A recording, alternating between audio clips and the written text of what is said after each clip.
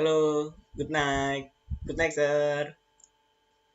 Introduce my name is Prastunugroho from Industrial Engineering, Industrial Technology Faculty, and Yogyakarta Atmajaya University.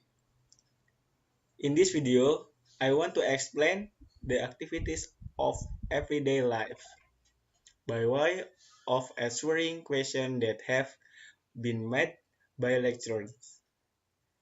Here are some questions given by lecturers.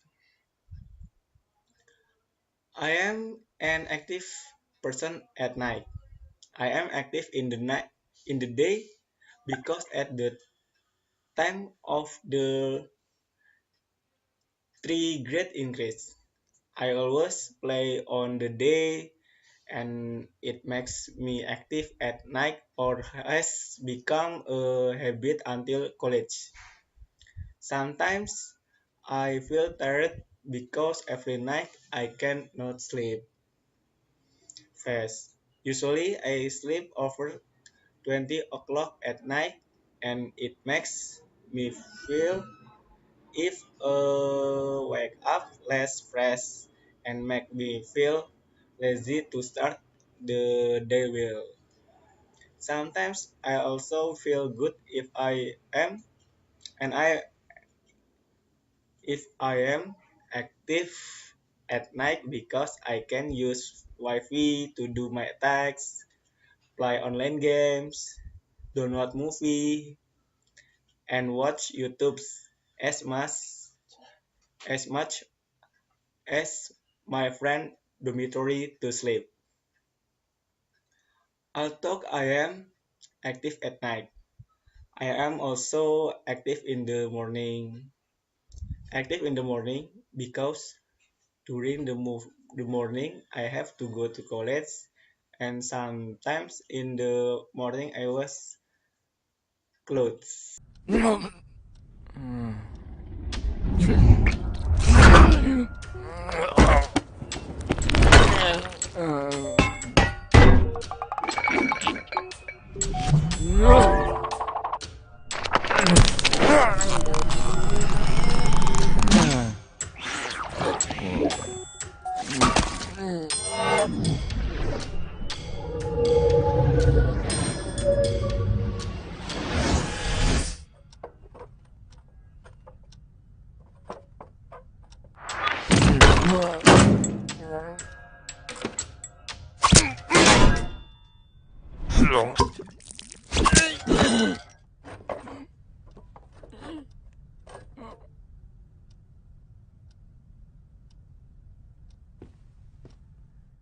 Step 2.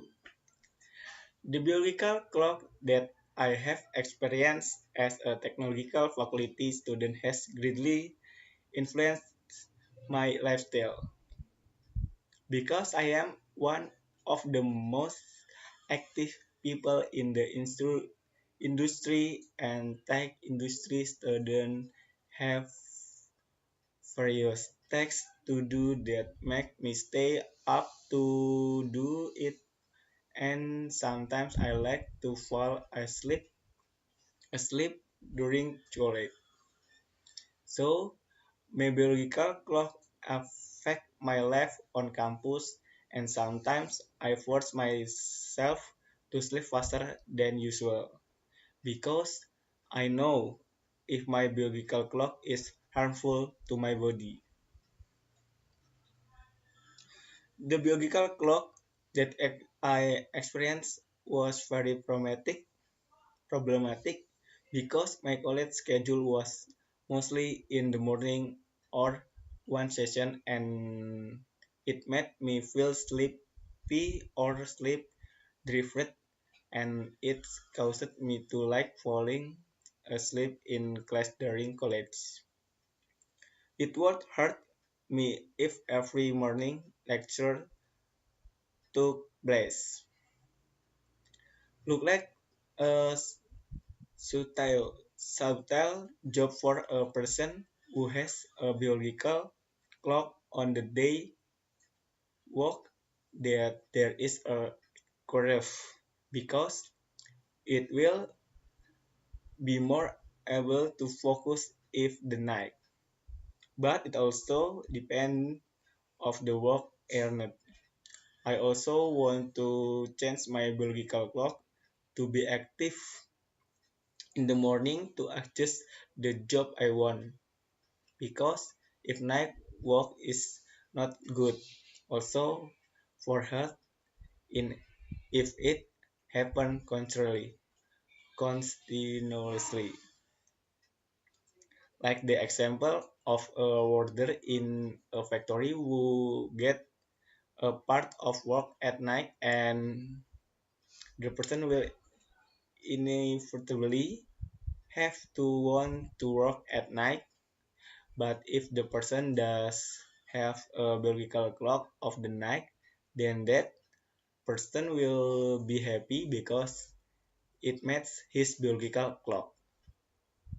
So many of my stories. Sorry if it is not long because I do not know what the read anymore. Maybe this is my shortcomings and sorry if there is still a lot less.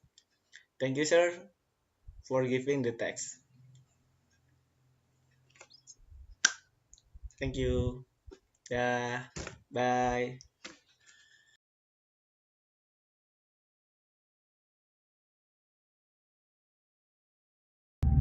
Bang, gimana kabarnya?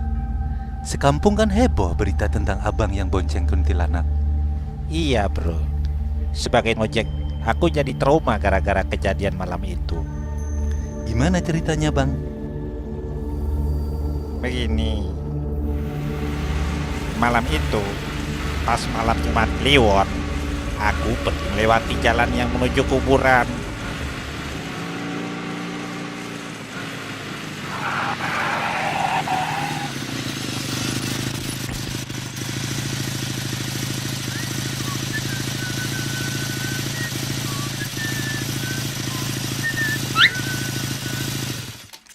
Hai Neng, mau kemana? Sini abang yang nganter. Wah, kebetulan sekali ada Bang Ojek. Aku mau pulang, Bang. Anterin aku ya. Ayo Neng.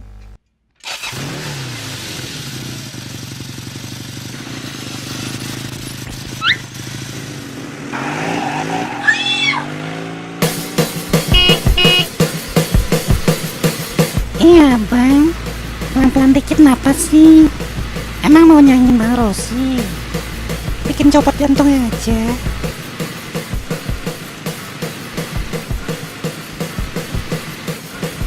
Stop. Stop, Bang.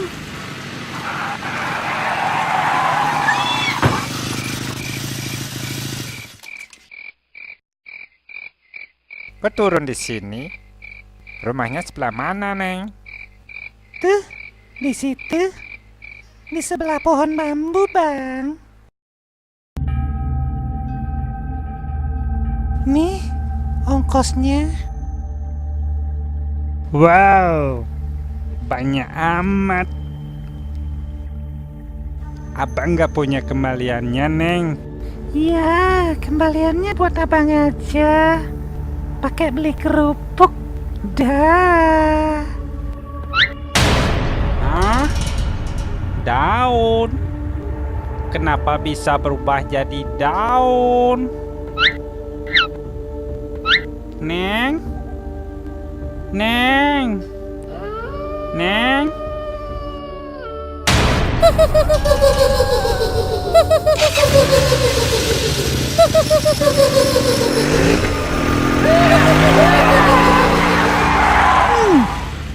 Ngojek ugal-ugalan gitu. Rasain.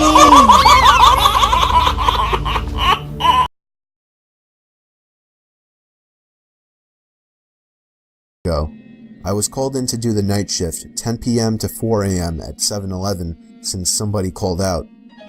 The store was located on a busy road in a rather quiet and rural area. During the night shift, you could expect anywhere from 10 to 20 people come in to buy a beer or something else. This one particular night, there was this one guy, mid-20s, that came in. He started making weird noises, like loud yelling noises. I assumed he had some kind of mental disability. In fact, my brother has a mental disability, so I immediately felt sympathy for the guy. He walked up to the counter without any items, with his head facing me, but his eyes were looking up at the ceiling. I felt uncomfortable. I honestly didn't know how to deal with it. I tried speaking with him, but he only responded in loud noises. I kept checking if he was with someone outside, but he was alone. There weren't any cars in the parking lot, so I assumed he walked. He stood there for so long, looking up at the ceiling and making noises, that I tried to get him out by handing him a bag of chips and telling him he can go. I tried finding some kind of number to call for someone to help him. Then, out of nowhere, he finally turned around and walked out of the store. I felt so horrible for the man, but at the same time, I felt a bit creeped out. About an hour later, the phone on the counter rang. I picked up to hear the familiar yelling sounds of the man from earlier. It caught me off guard. I didn't know what to think, other than this has to be some kind of prank. I hung up on them and was now becoming paranoid of my surroundings, constantly checking the outside through the windows. Come 4 o'clock, the person working after me came in, finally allowing for me to go home. It wasn't my problem anymore. I got home and threw all my stuff on the table, ready to get to sleep. But my phone rang within a minute after entering the door. I felt a chill run down my spine. Why would someone be calling at 4 a.m.? I could only imagine it was bad news. I braced myself and picked up the phone to hear the man again. I felt sick to my stomach as I listened to the loud noises he made. I struggled to slam the phone to the receiver. All night I felt like I was being watched, even with all the blinds shut. And I could swear I heard strange noises coming from all over my house.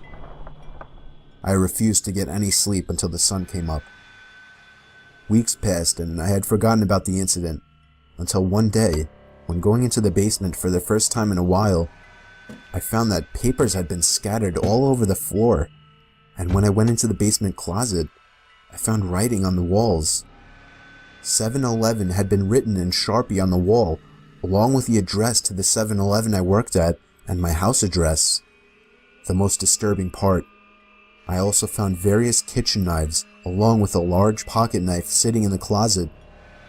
What started out as seemingly just an innocent person turning into something of a prank ultimately turned into something much more horrifying. He had been living down there for God knows how long, and I'm just grateful that, for whatever reason, he changed his mind and left, because I haven't seen or heard from him since. All I can say is that man is dangerously ill.